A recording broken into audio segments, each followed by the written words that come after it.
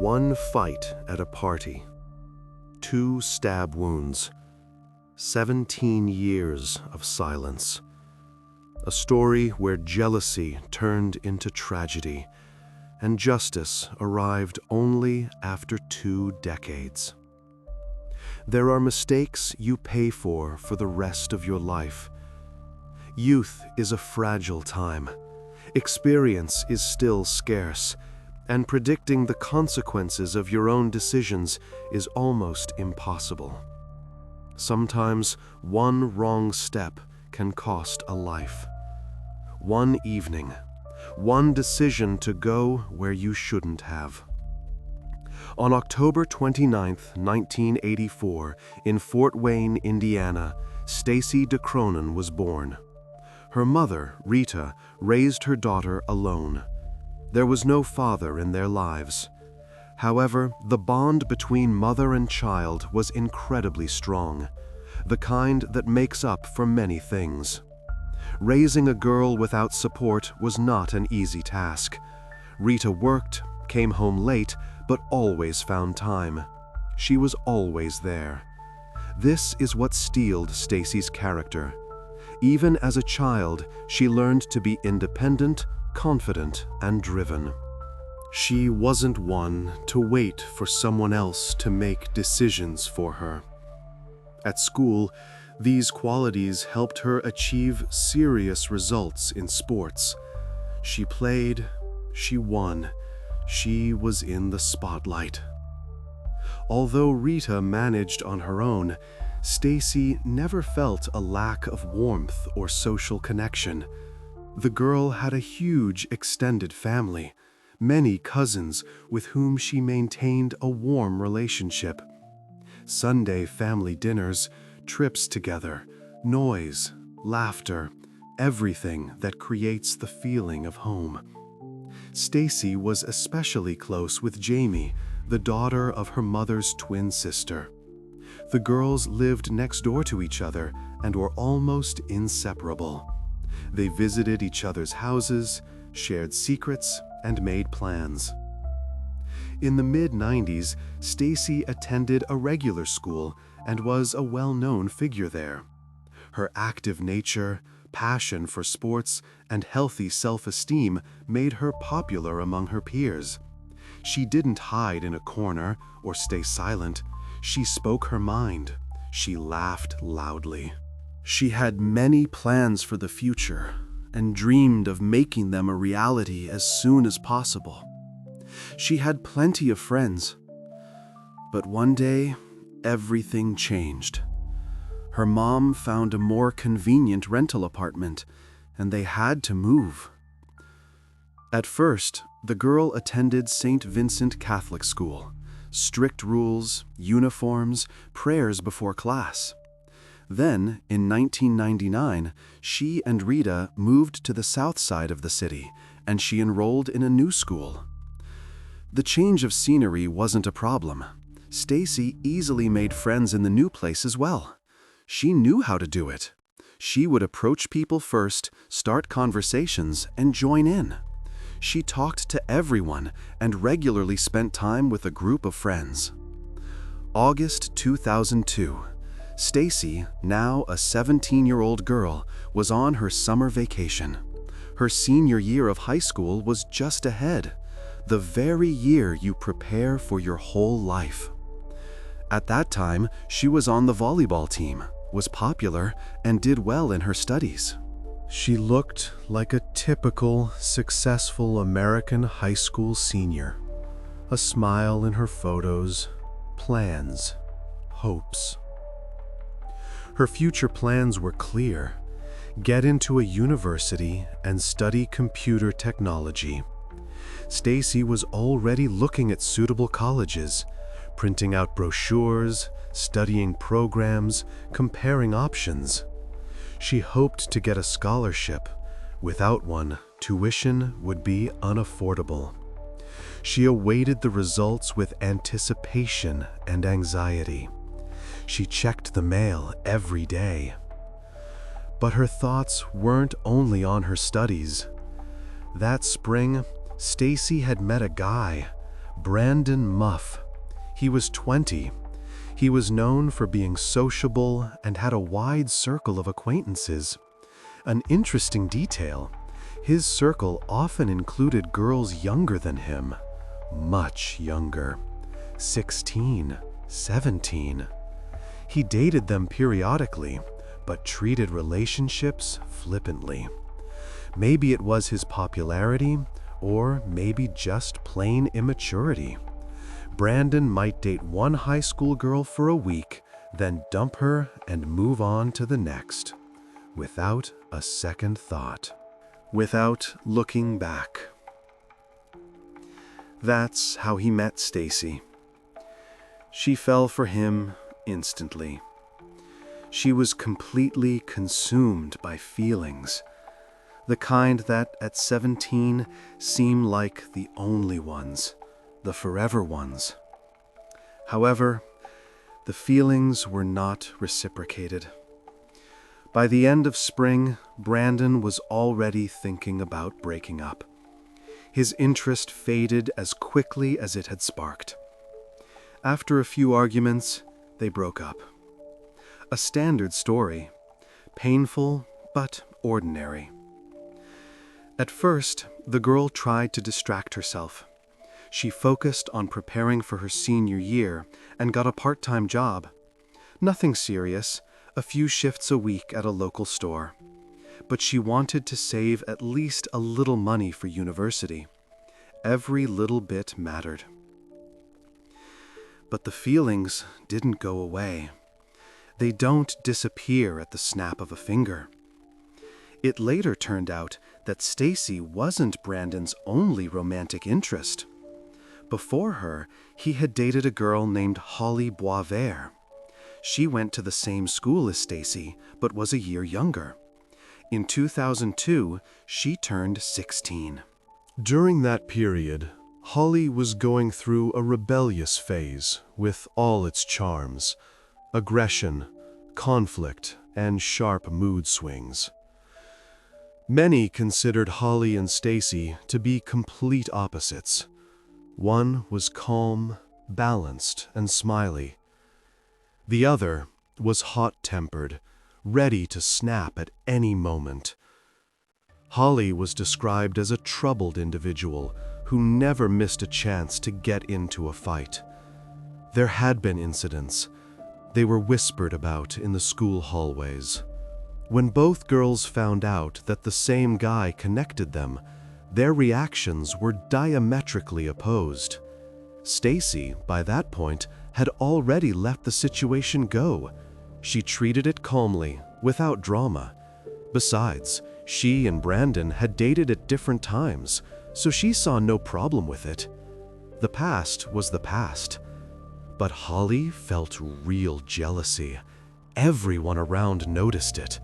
The looks she gave Stacy in the hallway, the sharp comments, the tension you could feel from a yard away. Most likely, it was because she had broken up with Brandon in the winter of 2002 and still had feelings for him. Strong, painful feelings. She was hoping for a second chance. She believed it was possible. But Stacy's appearance dashed those hopes. The tension between the girls began to build, slowly, inevitably. One Sunday, Holly threw a party at her house.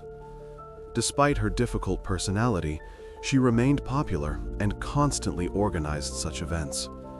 Her father let her get away with a lot, too much, according to the neighbors. Stacy came too. She didn't know it was a mistake. Holly recognized her immediately, from across the room, through the music and noise. Although they had barely spoken before, the hostess walked right up to her. She didn't say hello. She immediately started insulting her guest, loudly, in front of everyone. Stacy didn't want to make a scene. After all, she wasn't at her own home. But she felt awkward and hurt. Her cheeks burned. She wanted the ground to swallow her up. She left the party earlier than anyone else. She just grabbed her jacket and walked out without saying goodbye. After that incident, Stacy disliked Holly. She simply wanted nothing to do with her. For a while, this worked. They were in different grades and rarely crossed paths. It was possible to pretend the other didn't exist. Despite the breakup, Holly continued to spend time with Brandon and his group. This group included Whitney McGee, Amanda Richards, Abby Oswald, and a guy named Justin True. Justin was Brandon's roommate. They rented a place together to save money. They split the bills. When Stacy started dating Brandon, Holly just tolerated it for a while. She stayed quiet, smiled through gritted teeth. But after the couple broke up, it became impossible to contain her negativity. It spilled out at every opportunity. The situation was made worse by the fact that Stacy didn't leave the group. She continued to hang out with them, showing up at parties. Holly was convinced she now had a chance to get Brandon back, a real chance. But she knew Stacy was thinking the same thing. It was obvious to everyone. Holly's resentment was only growing, day by day. The other members of the group believed it wasn't just jealousy, but also envy. It was about a more popular, more beautiful, and more pleasant girl, the one for whom everything came easily. Some thought Holly simply wanted to be like Stacy, to have what she had. Despite the high emotions, there were no open conflicts at first. Stacy tried to smooth things over. She smiled when it was awkward. She ignored the jabs. She hoped to fit in with the group, to become one of them. However, Holly decided to play dirty. She started engineering unpleasant situations and creating friction between the newcomer and the others. She would whisper in one person's ear, hint to another. The negativity grew. The atmosphere became more and more tense. One such incident happened in the middle of summer 2002, a conflict between Whitney and Stacy. Initially, Whitney had been neutral towards her. She even tried to diffuse disagreements when they arose. But soon, her position changed drastically. The reason was Holly. She told her friend that Stacy had been talking about her behind her back with Brandon, bad-mouthing her, laughing at her, saying nasty things. It was a lie, a complete, blatant lie. But Whitney believed it. This was far from the only incident in the group, but it was one of the most significant. After that, their relationship deteriorated noticeably. Cold stares, strained smiles. Thus, Holly and Whitney teamed up against Stacy, though they didn't express their displeasure openly. They gave her the silent treatment. Curiously, the offended Whitney didn't even try to talk to her supposed offender. She didn't ask, didn't clarify. She simply took Holly's word for it and began to treat the girl with hostility. She avoided her in the hallways. She didn't reply to her messages. Probably due to the growing tension, by the end of summer 2002, Stacy stopped communicating with that group. She just stopped answering their calls. She didn't show up for get-togethers. The only person she kept in touch with was Abby Oswald. They often discussed the situation. They met at cafes, drank coffee, and talked for hours. But Abby herself didn't get along well with the instigator of the conflict, Holly, so she wasn't aware of all her plans and actions. She had graduated from high school with Brandon back in 2000 and had been hanging out with the group ever since. Abby supported Stacy. She believed her. She was on her side. In any case, on Thursday, August 15th, 2002, all of Stacy's thoughts were focused on the upcoming senior year. The conflicts had died down, as if a storm had passed. The teenagers were getting ready for the new school year. Buying notebooks, choosing backpacks. Classes were supposed to start very soon, in a few days.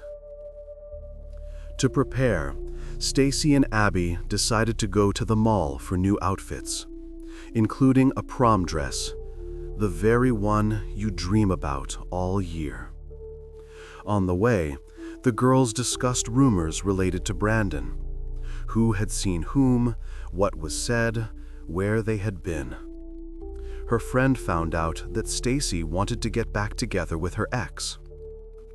She was thinking of meeting him over the weekend to sort things out before school started, to talk calmly, to start with a clean slate.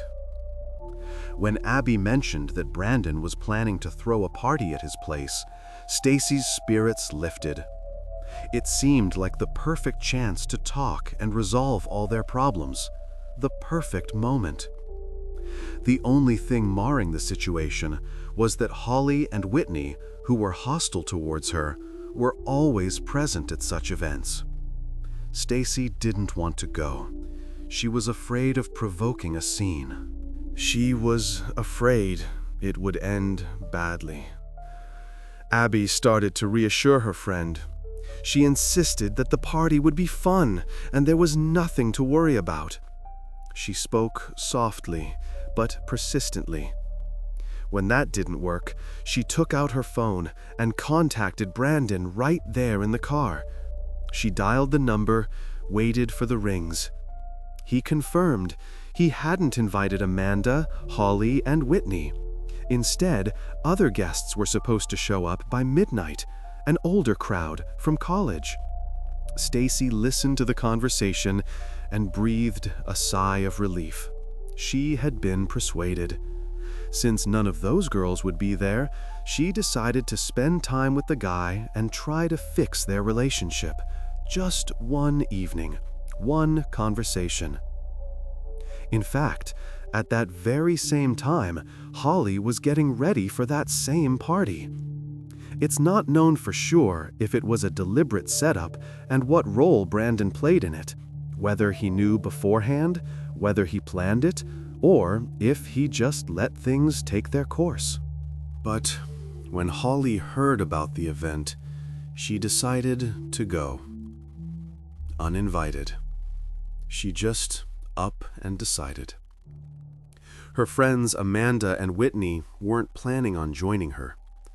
The girls cited their parents, who were against them going somewhere with a lot of older guys, strangers, alcohol, everything that worries parents.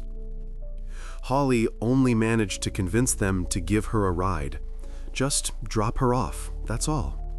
And then they would immediately go to another party with people their own age. They agreed they would come back and pick Holly up on their way home. A simple plan. Around 10 in the evening, Whitney pulled up to Brandon's house. The engine was idling. Before getting out of the car, Holly turned to Amanda in the back seat. She asked for her knife back, which Amanda had used earlier. She held out her hand, waiting. Everyone close to her knew. The girl carried a folding pocket knife with her for self-defense. Wherever she went, to school, to the store, to a party, always in her pocket or her purse. Naturally, Amanda didn't think anything of it. She handed over the knife without a second thought. For them, this was a normal thing, routine. Brandon greeted Holly. He smiled, gave her a casual hug. He immediately offered her a drink, handing her a can of beer from the fridge. After that, they sat on the porch to wait for the others. August, a warm evening. Music was playing somewhere from the open windows of a neighboring house. Half an hour later, Stacy and Abby pulled up to the house. The car stopped at the curb. The doors opened. As soon as they got out and saw Holly and Brandon on the porch, the reaction was instantaneous. Stacy froze. Her expression changed. Abby caught her glance. Nevertheless, Stacy didn't want to back down. She walked closer and, with clear annoyance, asked Abby what Holly was doing there. Her voice was quiet but tense. Abby took the question in stride. She herself had said the old group wouldn't be there. She had promised. Holly's appearance was a surprise to her too. But Holly herself was deeply offended. She heard it. She got up from the porch. She immediately became aggressive and started insulting Stacy. The words were harsh, loud. After an exchange of barbs, she suggested they fight to decide which one of them should leave. Right here, right now. Stacy wasn't a fan of such showdowns. She had never gotten into a fight at school, never looked for conflict. But she wasn't used to backing down under pressure either. She tried to de-escalate the situation. She said something calming, simply parrying Holly's attacks. But the atmosphere only grew more heated. Holly took a step forward. Stacy didn't back down. The verbal altercation quickly escalated into shoving, lightly at first, then harder, and then into hair-pulling, sharp, painful. Abby tried to separate them. She got between them, grabbed Stacy by the shoulder. But it became clear, things had gotten out of control. When the girls fell to the ground and started hitting each other right on the driveway, Justin came out of the house. He heard the screaming, the noise. He had been at the party, but was waiting for the others inside, watching TV, drinking a beer. The young man also tried to separate the fighters. He grabbed one, then the other, but he couldn't. They were locked in a death grip. The only one who treated the incident calmly was Brandon himself. He sat on the porch, watching, not moving. Apparently, he even liked that the girls were ready to fight over him. It stroked his ego. When Justin went up to him and asked him to intervene, the guy just waved him off and said to let them sort it out themselves. His voice was indifferent. However, after a while, he too got tired of it. The spectacle had grown old. Stacy and Holly wouldn't stop.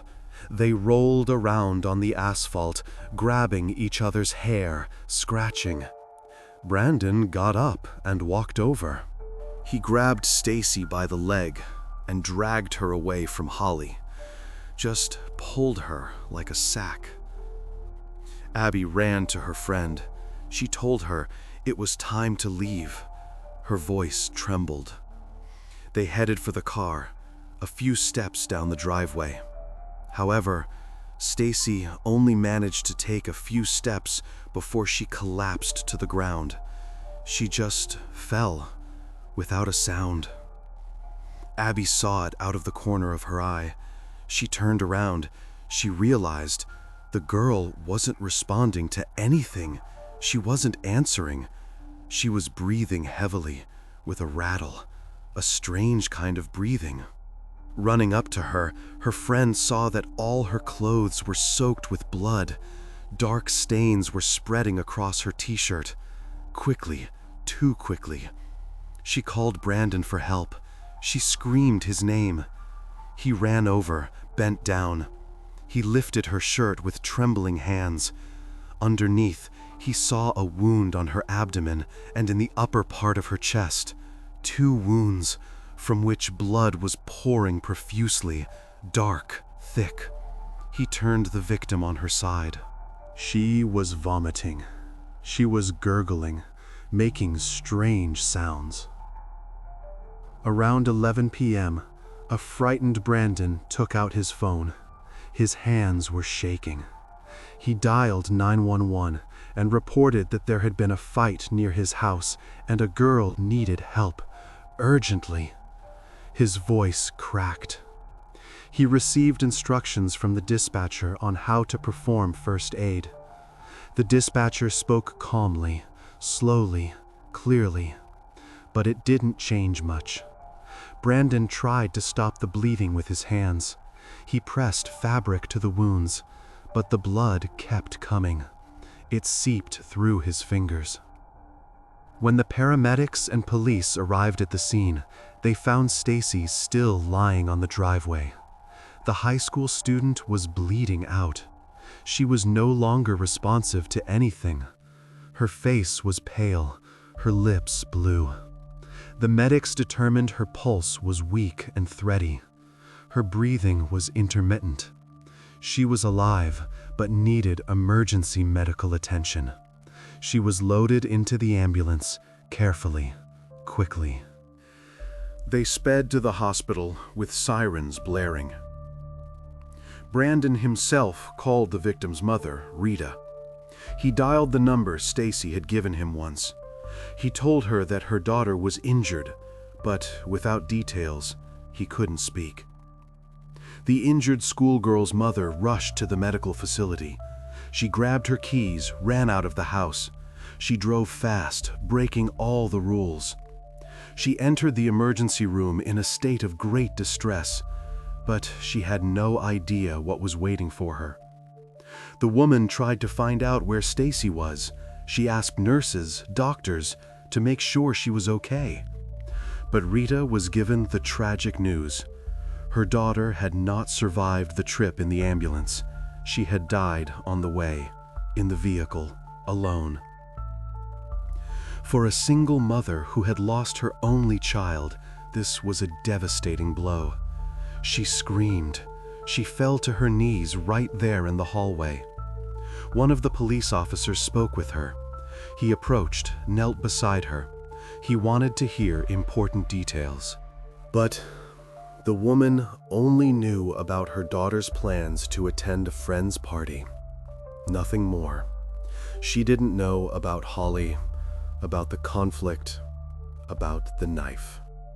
When the autopsy was performed, it was confirmed. 17-year-old Stacy had sustained 2 stab wounds, one to the abdomen, the other to the upper chest. Judging by their shape and depth, it was a small folding knife with a single-edged blade. The blade was about 3 inches long. Unfortunately, it was enough to damage vital organs. One wound struck the liver, the other the lung. It caused fatal bleeding. In addition, the medical examiner found numerous signs of a struggle. Clumps of hair were found clutched in her fists. Bruises and abrasions all over her body, on her arms, legs, and face. The death was ruled a homicide. An investigation began. Even before the hospital reported the death, police began questioning witnesses, including Holly and Brandon. They separated them, putting them in different rooms. All members of the group stated that a fight had occurred. A typical teenage fight. But they denied knowing the cause of Stacy's stab wounds. They spoke one by one, using almost the same words. All those present confirmed. The girls fought, pulled each other's hair. They pushed, they scratched. But no one saw a weapon on either of them. No one saw anything. Naturally, Holly was the first to attract the attention of law enforcement. She had a motive, jealousy, envy, and the opportunity to inflict the wounds due to direct contact. She was there. She held Stacy. She touched her. However, the girl denied using a knife. She sat in the interrogation room, arms crossed. She claimed to have no idea how her rival was injured, didn't know, didn't see. She suggested that Stacy might have impaled herself on glass or something sharp when they knocked over a trash can during the fight. The police who arrived on the scene did indeed notice it. It was lying on its side, its contents scattered. The area around Brandon's house was thoroughly searched, especially after the news of the girl's death from the medical center. They combed every foot of the driveway. They shone flashlights under cars, in the bushes. But the knife that Holly usually carried for self-defense was never found at the scene, nor was it on any of the people present. They searched pockets, bags, cars, nothing. The suspect herself denied carrying a weapon. She looked the police in the eye without blinking. At that moment, detectives lacked evidence. There was circumstantial evidence, but no direct proof. They needed to carefully check all the details and conduct a forensic examination. The very next day, rumors about the fight began to circulate, spreading like wildfire. Students discussed it in the hallways, on social media, on the phone. Counselors were brought into the school to work with the teenagers. Specialists arrived, held sessions to calm the group of young people and other students. Many cried. Some were in shock. Stacy's funeral was held on Tuesday, August 20th, 2002. The day after she was supposed to start her senior year of high school. Instead of the first day of school, a funeral.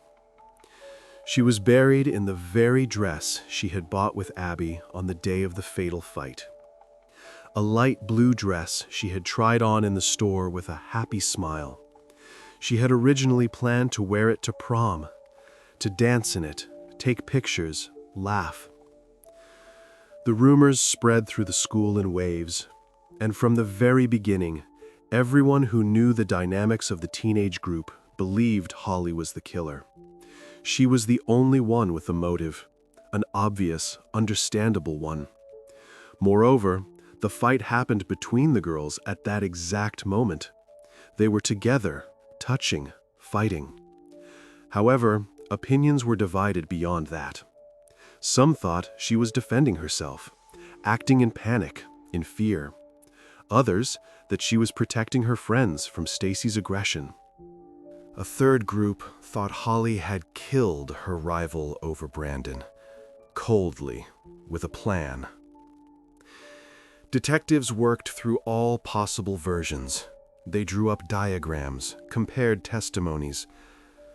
When the forensic results came back, DNA traces from 3 people were found on the deceased's clothing: Brandon, Abby, and Holly.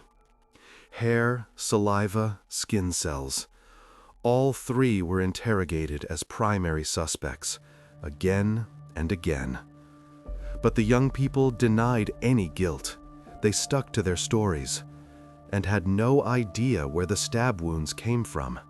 Didn't see, don't know. Then they checked the teenager's cell phone data. They read all the messages from the past few months. After which, even Whitney became a suspect. A message exchange between the girls related to her boyfriend was found. It was about the same incident when Holly had slandered Stacy. The messages were angry, full of hatred. But when it was not confirmed that the deceased had spread rumors about anyone at all, the suspicion against Holly intensified. Everything pointed to her. Many witnesses confirmed that the schoolgirls had conflicts, constant, long-running ones. One friend even remembered hearing threats from the suspect, specific words.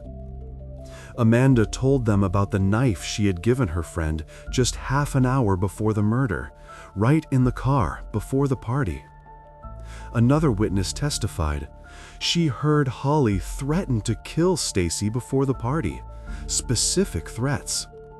She saw Holly deliberately change into comfortable sweatpants. She took off her skirt, put on pants and sneakers. She tied her hair in a bun before the party, as if preparing for an attack, for a fight, for a brawl. And after the police were called, she saw Holly hide the knife in one of the teenagers' cars, tucked it somewhere under a seat. Despite everything, Holly continued to deny the accusations. She sat across from the detectives, looking calm. When she was spoken to once again at the police station, she admitted that a brief altercation had occurred. A verbal clash, which Stacy had provoked with her question, her tone. However, Holly did not admit to ever wishing the girl harm. She saw it all as a normal conflict situation that hadn't escalated because the girls rarely saw each other, and at that moment at the party, they just lost their tempers. Emotions took over. They fought like teenagers fight, but she had no intention of killing Stacy. That wasn't part of the plan.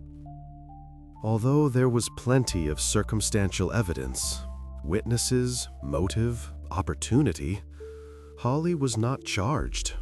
The prosecutor hesitated. The initial plan was to find the knife, the key piece of evidence. Without it, the case was weak. Then they turned their attention to Abby. She had been the most active in persuading her friend to go to Brandon's party. She called, coaxed, insisted. She described the circumstances of the incident in detail, calmly, coherently. But even after this, the possibility remained. The girl could have lured her to her death. Perhaps she had conspired with Holly. Perhaps she had planned it all in advance. Abby admitted that she had indeed tried her best to convince the deceased to come, but this was due to her certainty that Holly and the others wouldn't be there. She truly believed that. Brandon had promised. Abby simply planned to have a fun evening, to help her friend make up with her boyfriend. Furthermore, witnesses reported that she tried to break up the fight with all her might. She shouted, grabbed their arms. She even accidentally took a few blows to the face. She had bruises, scratches. They asserted that Abby and Stacy always had a good relationship, a real friendship, without pretense. Abby had no motive to kill her friend, absolutely none. After all the checks, she seemed an unlikely culprit. But she wasn't ruled out solely because of the forensic results. Her DNA was on the victim's body.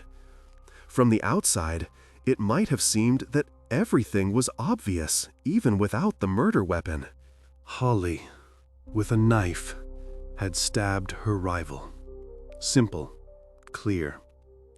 All those who cared couldn't understand why the police were inactive, why they weren't arresting her right now, why they continued to listen to different stories from the group, why they were dragging their feet. Despite the certainty of Stacy's circle and others that Holly was the killer, there was no irrefutable evidence to prove the girl's guilt. No knife, no case. The investigation stalled for nearly 2 decades. The files sat in an archive, collecting dust. The victim's family waited a long time for justice. Rita constantly visited the police station. She came once a month, then once a quarter. She would ask about the progress of the investigation. Anything new? Any leads? But no charges were filed. The detectives would just shrug. A significant breakthrough occurred only in March 2019. When cousin Jamie contacted law enforcement, she went in person, demanded a meeting with the chief. She demanded the answers the family had been waiting for so long. 17 years of waiting. The woman's initiative allowed the investigation to be relaunched with new vigor. They pulled out the old boxes of materials. Reviewing the case files, the detectives realized the key figures who were in the love triangle were Brandon and Holly. Everything revolved around them. The others were simply dismissed as unlikely options. Now they decided to talk to this pair again, years later, to compare their testimonies with those collected 20 years ago. People change. Memories distort. If a discrepancy emerged, it could point to the culprit. First, the lead detective approached Brandon, who by then was already a 40-year-old man. Respectable, with a receding hairline. He had built a family and had children with a woman unconnected to that old group of friends. A new life, a different city. Even after 17 years, he spoke about everything very emotionally. His voice trembled. His eyes welled up. He confessed that he still feels partly to blame for Stacy's death, a weight on his shoulders that won't go away. Since he was the main reason for the girls' disagreement and fight. It all started because of him, and yet he did nothing to break them up. He just sat and watched. He believed he could have prevented the crime. He could have stopped it. But he denied any involvement in the murder. He didn't kill her. He didn't hold the knife. Brandon confirmed again that it was he who threw the party. His idea, his house. However, he now admitted he deliberately invited both Stacy and Holly to it. He knew he was liked by both. He knew they were in conflict with each other, that they couldn't stand each other. He was just curious to see what would happen, an experiment of sorts. He wanted to stroke his ego, to feel important. Now, in 2019, the man stated that he considers that decision the worst of his life, a mistake that cannot be fixed. Brandon stressed again. He didn't see a knife on Holly, didn't notice it in her hands. He had no idea things would go that far. He thought they would scratch each other up and go their separate ways. But he knew she carried a small folding knife for self-defense. She told everyone about it. She didn't hide it. According to his words, there were no warning signs of a murder. He hadn't heard any specific threats. At least, he didn't know about them. He didn't pay them any mind. Brandon told the detectives something new, something he had kept silent about for 17 years. In the morning, when he learned that Stacy had died in the hospital, he called Holly. He dialed her number, his hands shaking.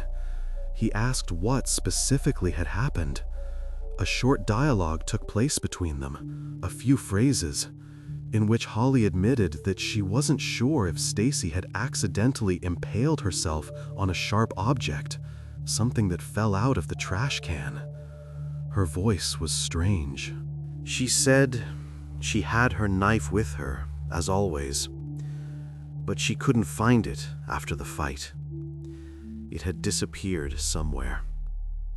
Holly didn't directly admit to killing the girl. She didn't say it outright. But she stated, during the fight, it could have fallen out of her pocket, opened on impact, and Stacy accidentally fell on it. Just bad luck. Furthermore, in that conversation, Holly stated something else, that after the fight, while everyone was trying to figure out what was happening to Stacy, she went into the house, quietly, unnoticed, washed her hands in the bathroom, and then thoroughly rinsed the sink of any blood, wiped away the traces. The girl insisted she didn't kill Stacy. It wasn't her. And all of this was an unfortunate confluence of circumstances, an accident. Checking the case materials, the detectives confirmed, in the trash can the girls overturned during the fight, there were no objects capable of inflicting stab wounds on Stacy. No glass shards, no sharp metal pieces. Certainly not fatal ones. The trash can had been examined back in 2002. Everything was photographed, documented. Having obtained all this information, the detectives decided to speak with the main suspect again. At that time, she was 33 years old, but they couldn't find her in the city. Her old address was occupied by other people. According to acquaintances, sometime after the tragedy, Holly had moved out of Fort Wayne. This happened right after she finished high school. In 2003, she left without saying goodbye. The woman was tracked down to the city of Fond du Lac, Wisconsin, several hundred miles from the crime scene. They met with Holly at the local police department. During the conversation with detectives, she immediately began to change her old testimony. She was nervous, spoke quickly. This time, she admitted to carrying a knife for self-defense. She always carried it, that was true. But she claimed, during the fight, she didn't have it on her. According to the suspect, it was in her purse, which was left in Whitney's car. When the fight happened, she didn't have her purse with her. Holly continued to deny her guilt. She looked the detective in the eye and stated that despite their disagreements, she had continued to consider Stacy a friend. They were friends, they just had a little quarrel. Finishing the conversation, the detective paused. He looked at the woman intently. He asked if she still had that same knife, the one she carried in 2002. Unexpectedly, the woman said that she might. At home, in a desk drawer. She handed the pocket knife over to the investigator a few days later. Small, worn, showing its age. Now the police were encouraged. This could be it. If the forensic examination could find traces of the victim's DNA on the weapon, it could be the decisive step in the investigation, the final chord. Unfortunately, the test showed there were not even residual traces of DNA on the tool's surface. Nothing. Clean. Too much time had passed. It had been washed too many times. However, the medical examiner confirmed that the shape of the blade was identical to what the murder weapon should have had. The knife had a blade of the same length, 3 inches, and a single-sided edge, a perfect match. Despite the lack of irrefutable evidence, detectives obtained an arrest warrant for Holly on March 24, 2020. The prosecutor decided to move forward. When the police arrived to make the arrest early in the morning, they knocked on the door, and the first thing they asked her was if she knew why they were there. The woman froze in the doorway. With trepidation, she replied, her voice trembling, her hands clenched into fists. She said that it was possibly because she had killed her friend 17 years ago. If she had just left then and not started to fight, she would still be alive. It was her fault. This effectively became Holly's confession. Voluntary, unexpected. She was arrested right on her doorstep. They put her in handcuffs, read her rights. She was charged with murder. Curiously, out of the entire group of young people, Holly was the only one who called Stacy and herself friends. The whole time, all those years. The others asserted they never even had a friendly relationship. They were always rivals. They competed with each other for Brandon's attention. Judging by the circumstances, she was simply trying to minimize the degree of her guilt this way, to soften the language. Not a murder out of jealousy, but a friend's quarrel that got out of control. Holly was extradited to Fort Wayne for hearings, a long journey back. However, she was not destined to participate in a trial. There was no long litigation, no witnesses, no arguments. On December 17, 2021, Holly pleaded guilty to first-degree murder, a plea bargain. She confirmed that she had inflicted 2 stab wounds on Stacy, in a fit of rage, in a moment when control was lost. Out of jealousy for Brandon, because she couldn't accept the loss. The defendant apologized to the victim's family. She turned to Rita, who was sitting in the courtroom. She said she was sorry for what she had done, that she wished she could take it all back. Rita did not reply. She just watched. After that, the woman was put behind bars. She was sentenced to 25 years in prison, but she retained the right to parole, a theoretical possibility. The earliest date she can first petition the parole board is March 2030. She will have served 28 years since the crime. She will be released at 56, if she is let out. Rita now regularly visits her daughter's grave. She brings flowers, sits on a nearby bench. She talks to her, tells her the news. Justice was served, but it won't bring Stacy back.